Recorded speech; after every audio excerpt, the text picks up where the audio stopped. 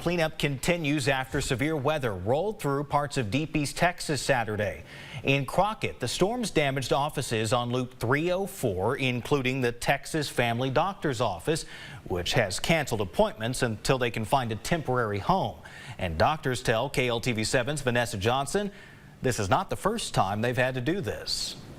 The sound of fans and a crowbar pulling out damp sheetrock is the opposite of what's heard on a normal day at the Texas Family Doctor Clinic in Crockett. The clinic's roof will need to be repaired, along with the ceiling, some of the walls, and some of the floor after storms Saturday. At that point, it was raining really heavy, and so we had a lot of water intrusion. A crew of partly employees and partly volunteers and people from the community that just showed up and just moving things, mopping water. Strong wind tore off half of the building's roof, leaving areas of the office soaked. Dr. Michael McLeod, the medical practice's owner, says that included some of their documents and electronics. Fortunately, those things are, replaceable.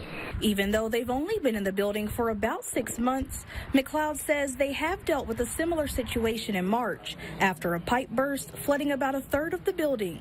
We had a complete renovation of those areas and new flooring throughout much of the building, and that's what's being tested today. For now, they are focused on salvaging what's left, packing up items that will eventually move with them to a temporary location that McLeod says is still being determined. Through it all, he says what has really stood out since the storm first hit is support from the community. So many people wanting to help, and the words of encouragement and those things are very important to us as a clinic. It just helps us know that we're in the right place serving the right people, and this is where families come together, and in small towns we're kind of like families. Vanessa Johnson, KLTV 7 News. And Dr. McLeod says they'll conduct video visits Thursday and Friday, and he's preparing to see patients in person beginning Monday at a temporary location.